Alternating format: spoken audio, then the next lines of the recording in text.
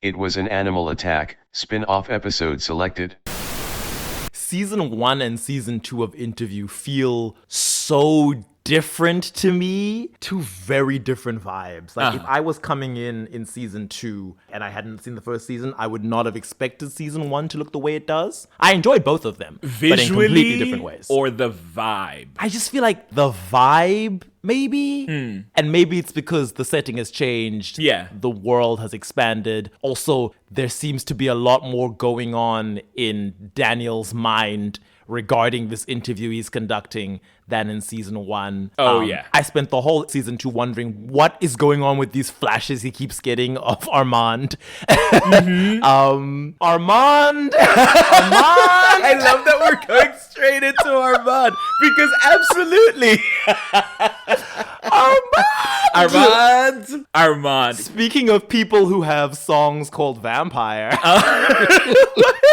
That was a weak transition. To what? But, Olivia Rodrigo has a song called Vampire. Okay. She has another song that I love to sing, which has the line, "You betrayed."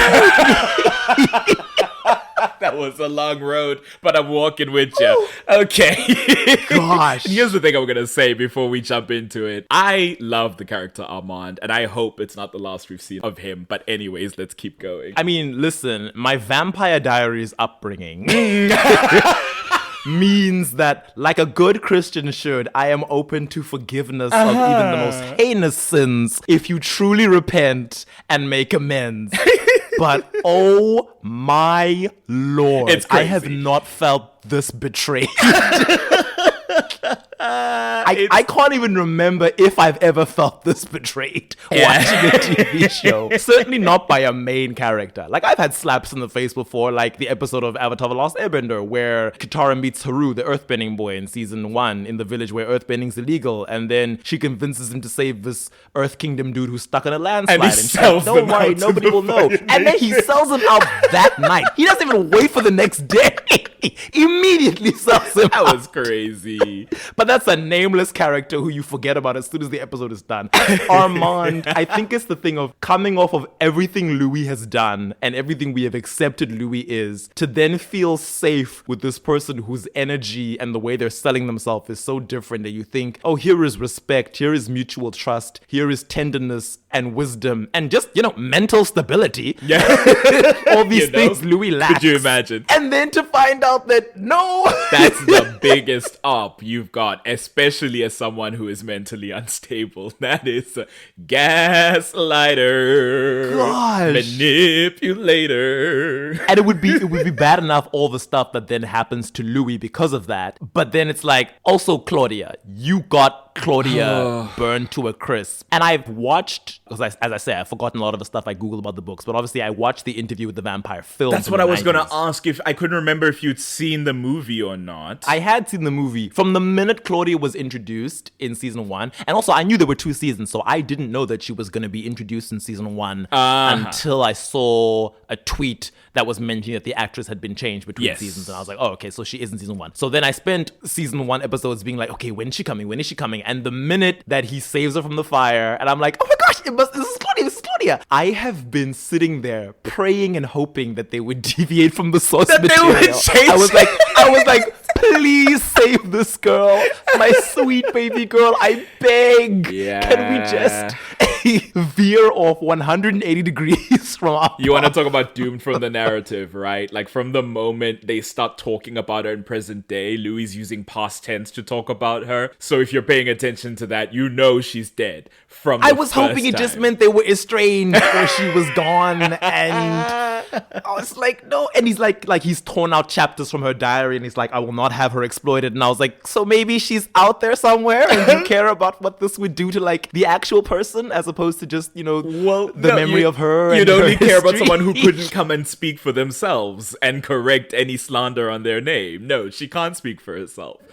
And then also just Claudia. Oh, Claudia, so much to say about her, but The one who fact that- suffers the most, for sure. And that her final thing is to sing "I don't like windows when they're closed" as she is burning under this A picture sunroof. of defiance. God, I love that character. And now I'm like, with the revelation of Armand's hand in all of this, I'm like, I don't know what to think of Lestat in that moment. So, Because okay, let's pause that one because I want to get back to that, but I wanted to check. You hadn't seen the movie when you watched the show, or you had? I had seen the movie. You had seen the movie when I watched the because show. in the movie, Yeah, but I've forgotten a lot of stuff from the movie. But Okay. I knew that Claudia and her mommy / pet vampire thing. the movie is closer in age. The show, they aged her up a bit. Oh, that's wild because I think in the books she's 5. Yeah, and, well, in the movie she's like 8 or 9. So it's also aged up like a bit. 9 being played by an 11-year-old Kristen Dunst. Right, and So- in this she's 14 being played by like a 20-year-old Bailey Bass, and then I'm not familiar with Delaney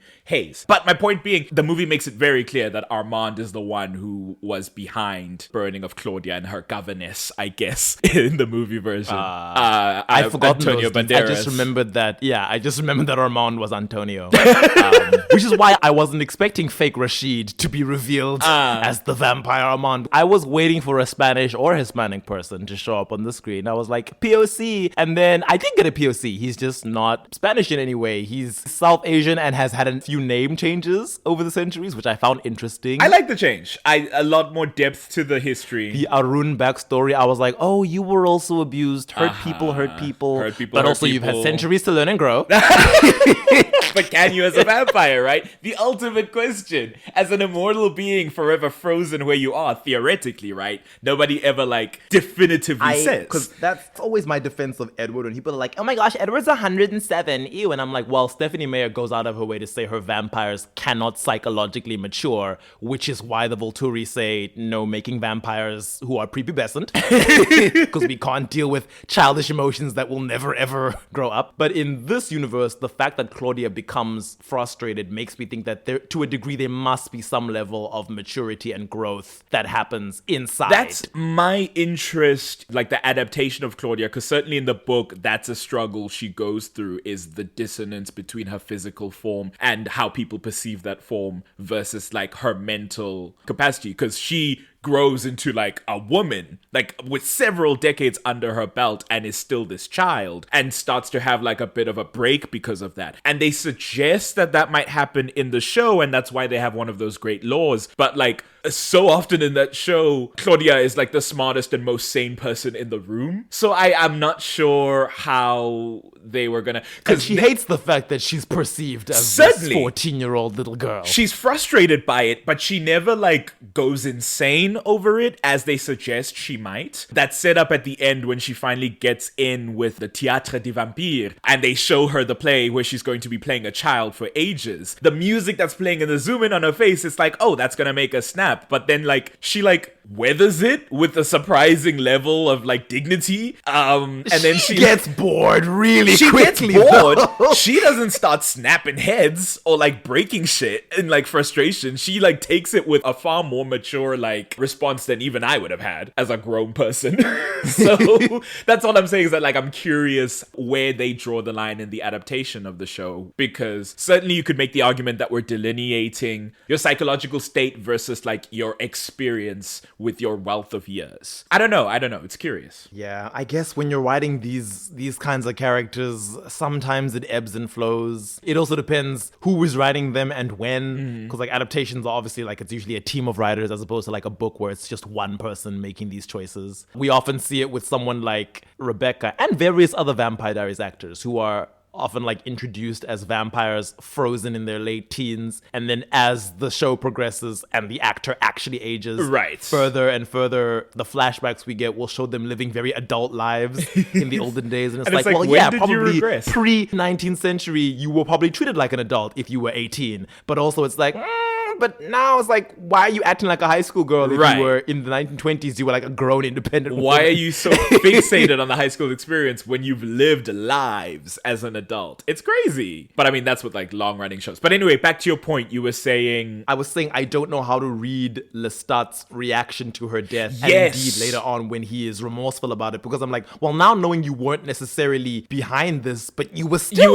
involved. I'm So like... the defense some people have given given is that because post them trying to kill him and him not dying, he was apparently weakened between then and the trial. So the new maître, Santiago, and his cronies, what happened textually is that Santiago and his cronies got up on the Eiffel Tower and hung from there, which is why one of the articles that Louis mentions is like bodies hanging from the Eiffel Tower. They were basically like getting up there as like an antenna, an amplifier, a signal booster. Doing a little cerebro work. Exactly. They were using the Eiffel Tower. They were getting up there and mind linking to do a cerebro thing and call out to him. And I guess he, learning that they were going to put on a trial in which Louis and Claudia would be killed, he showed up to try and like intervene, but he wouldn't be able to physically stop them because he was still weak. That's kind of like what people invested in sort of humanizing Lestat have presented as the argument. I can see why that would be a read. With stuff like that that's left vague and open to interpretation, I'm always like, I don't want to give too much credit where it's not due. Lestat, you've done some monstrous things. This thing and yes, you apologized and you were sorry, but you still did it. love that the moment someone else is shown to be like quote unquote worse than Lestat is now good. Lestat is now our homeboy again, right? I was worried that was gonna happen. People were waiting on the opportunity to be like, oh, I can love him without guilt now. And it's like, girl, okay. They reframed one scene and you've now gone, well, everything else was a lie. Because that's the thing with unreliable narration, right? Is that like, what's true and what isn't? You can kind of decide and then force onto other people that it is true because you believe so.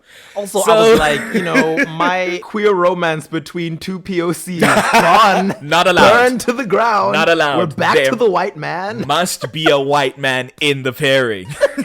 You cannot be queer unless white people are involved. It's not marketable otherwise. That's why the ratings dropped in season 2, because people heard, oh, my white man isn't in there, I guess I'm not watching. They did? Yeah, they dropped. When season 2 is so objectively better. Yeah.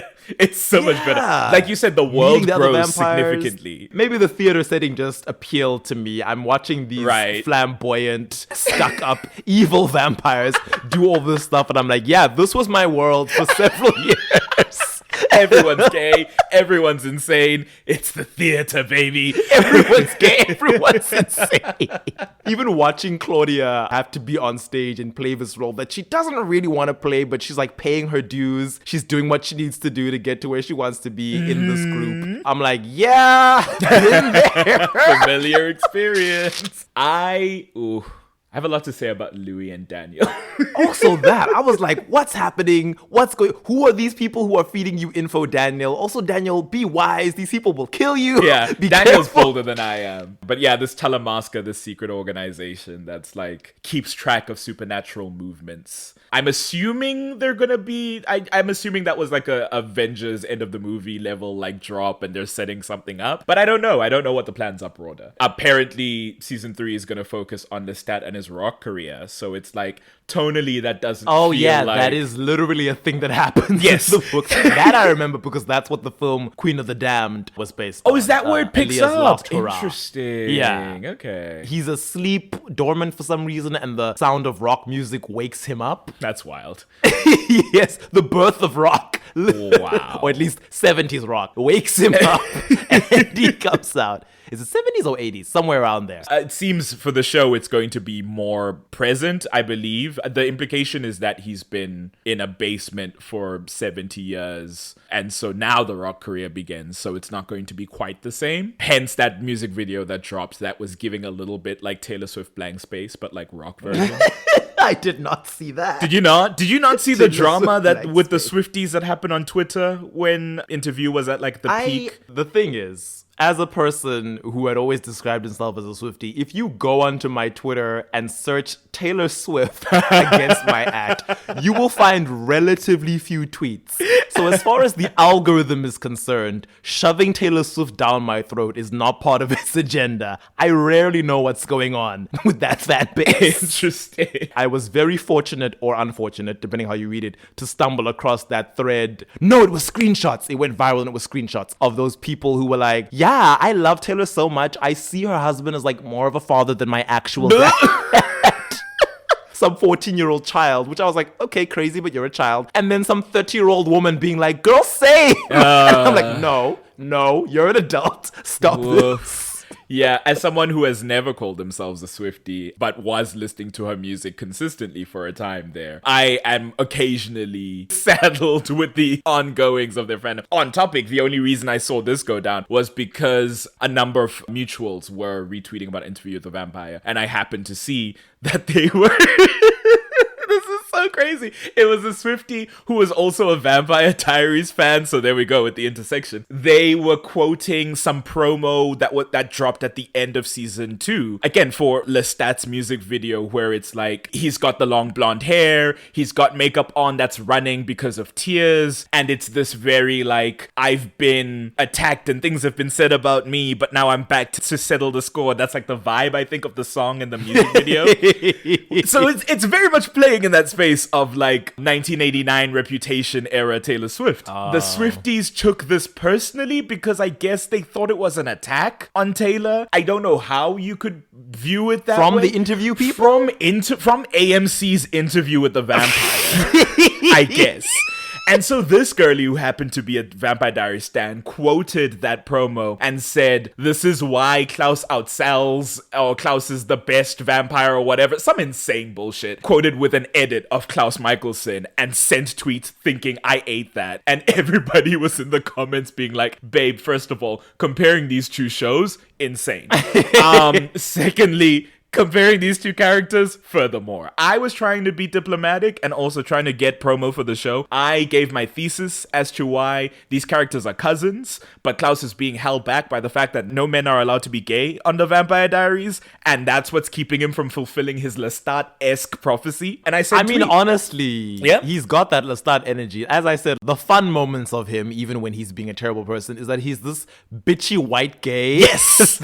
Yes! And I'm like, Klaus is the same! He's Klaus the exact leaned down same. to Elena as he was about to siphon off her blood and let her die from exsanguination and said, just between us girls, which one of the Salvatores would you have picked? Because he wants the tea. He's into the drama. We said it earlier, he's a drama queen. They should have let that man be a bisexual at the very least. But honestly, I think gay. I don't think there are any women that genuinely like... Actually, let me not say anything before the Caroline shooters come shoot me. But that Swiftie quoted that, got eaten up in the comments by everyone who wasn't a Swiftie. So that was the beef. But yeah.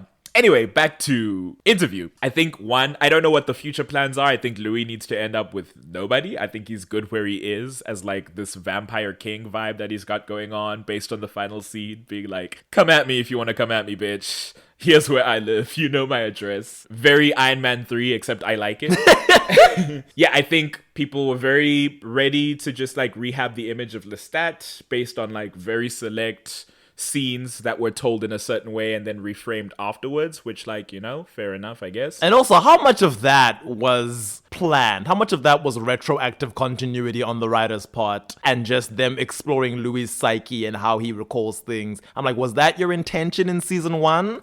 When you were writing these characters? Because they were already playing in a space of Louis, you're telling this, the way you tell stories is biased, because in season 1, when we meet Daniel in present day, the interview from the 80s, or the 70s rather, has already happened. And we have on tape how that interview went, and we know how Louis was telling that story, and how he's telling it now is already different from how he was telling it then. Daniel is now very fixated on, I want to get the unbiased facts. So let's be very clear. I'm going to check you when it seems like you're embellishing or when it seems like you're romanticizing and so on, which is what Daniel does. And also based on the fan response from people who are fans of the books, some people, I believe, were upset that seemingly from the events of the first season, Lestat was being excessively villainized. So it seems to be maybe that was the intention, to be like, this is one side of the story, we've yet to receive the rest. I saw someone say that we've not yet gotten an unbiased view of Lestat.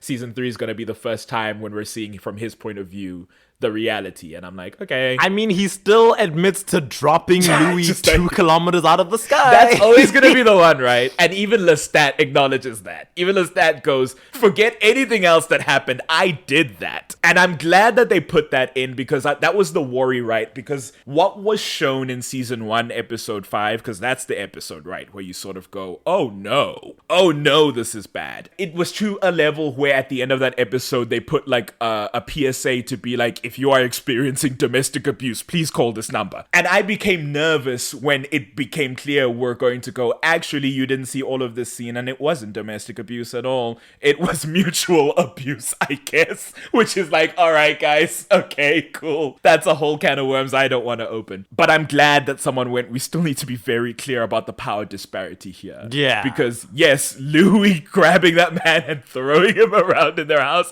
I'm not super clear on why he did that, but fair enough. This man is hundreds of years older than him. He says at the end of the day, I dropped him knowing that he could not save himself. And me who could fly, I stood there in the sky as he fell. And he was broken. Also, at least some of the recollections that Daniel is hearing are through Claudia's diaries. So I'm like, at least we're seeing Claudia's opinion on Lestat, which is not being filtered through Louis. We assume, because there's pages missing, but from the pages we have, we can at least see how she felt in that moment. Yeah, they give him back the pages at the beginning of season 2, I believe. He's like reading through them. Oh. So he does eventually get the full story, even if they don't like fully discuss it in that moment. Yeah, she hated that man. She hated that man start to finish.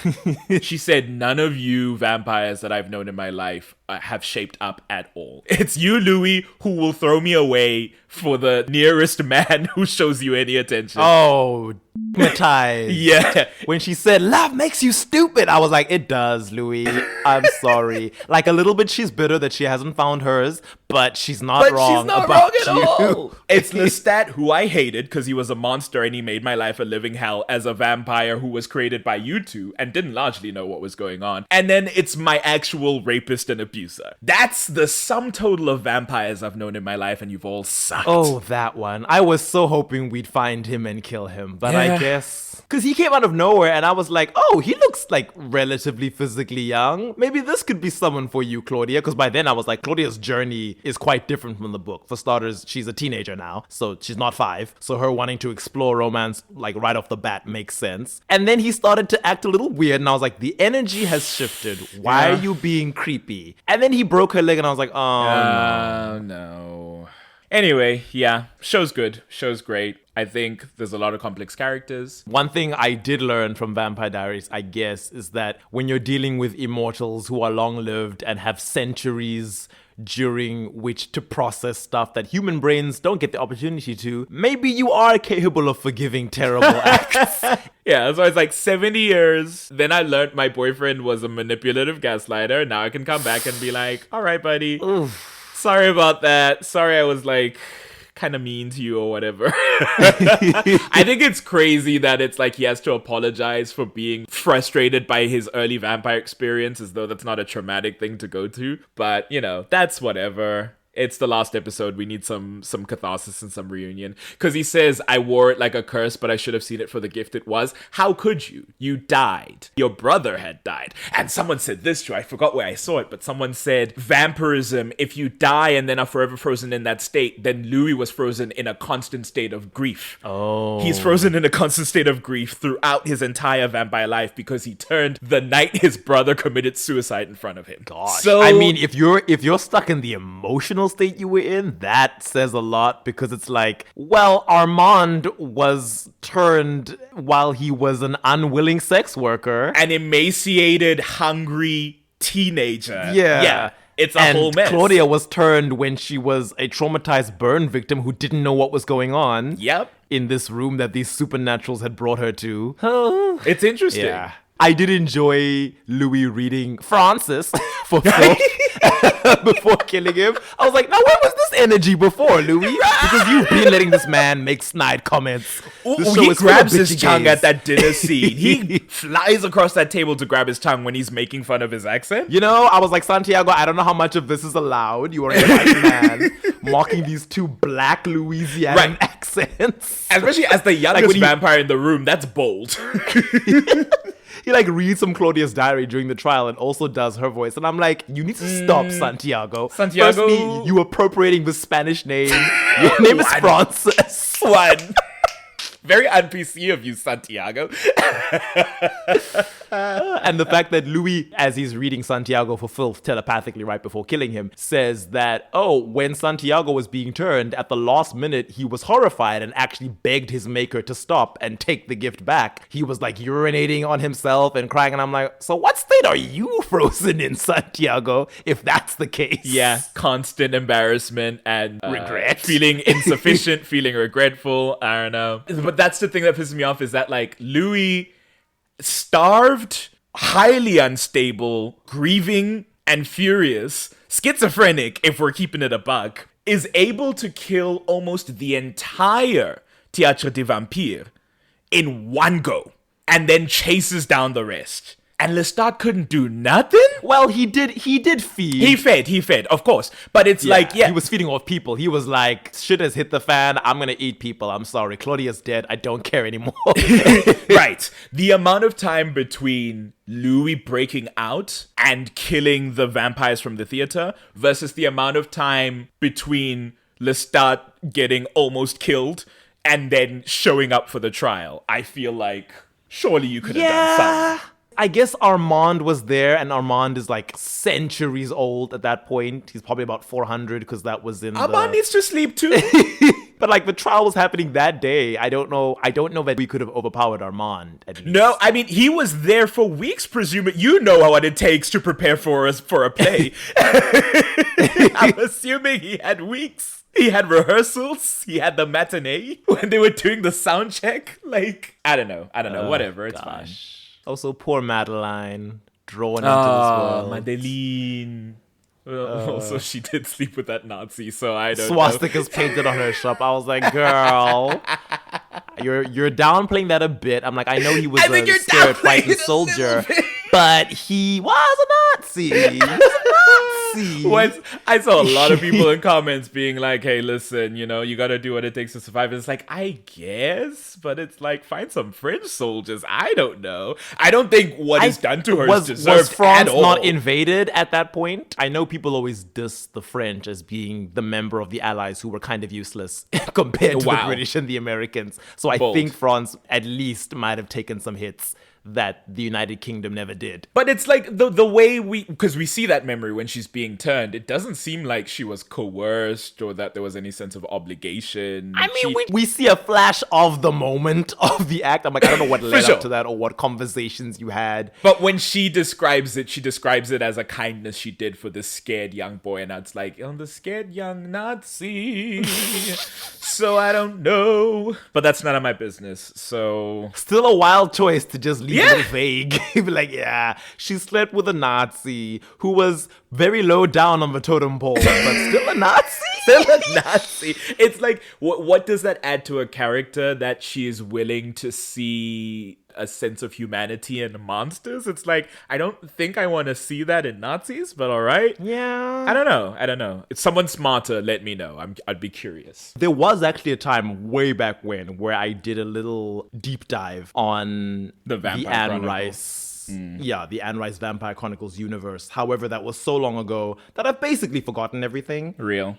I can remember bits and pieces of information. Like, I know Akasha. I'm not sure if she was the progenitor of the vampire race or if she's the one who spread it across their world. I remember there were these red-headed twins who might have been Egyptian, who were also ancient vampires. They might have been the first. I do not remember if any other supernatural creatures exist in that world. If I did know at any point, I've forgotten that. I think there do, and I only know because of another show that AMC released in this Immortal Universe, as they're calling it, called Mayfair Witches, which had our icon Alexandra Daddario in it. It was not nearly as well received as Interview, unfortunately, so I don't know if they're, going any further with that. But it exists. But yeah, all this to say that I know there is a greater expanded universe. And I am sure a lot of other people probably wouldn't care for it or be interested in it. But I would love to see more of that world brought to screen, it's quite interesting. It's taking it back to an era of vampire media that was kind of over by the time I was alive. Yeah. Where it was like, we've transitioned out of like its horror gothic state, and we're now in like the sort of romance with shades of gothic in it, where the vampires are sympathetic and not just monsters, and we're like learning about them and seeing it from their point of view, but we're not yet to the point where they're all boyfriends to ordinary human girls. Exactly. And also the era between those two, that I guess it wasn't just Underworld. I'm sure there were other projects in that sort of late 90s, early 2000s where vampires were like almost sci-fi rather than like supernatural. Yeah. Like there was a lot of association the Blade with... movies do that. Right, the They Blade start movies. off pretty overtly supernatural, and then suddenly the two sequels are like, no, we're like sci-fi now. Yeah. We're It's a genetically virus. engineering uber vamps. Exactly. And vampires are like by the number, and they're almost like a hive, like some sort of alien species that's nesting, and it's like, oh, this is an interesting interpretation. Okay. Yeah, that was an era, certainly, of vampires that I'm like, maybe I'd like to revisit someday. Anyway. Gosh. Okay. Yeah, let's get into it. Yeah, we're not here all day. Spin-off episode ends. Email us at animalattackpod@gmail.com. Tweet us at animattackpod. That's at ANIM attackpod. Cheers.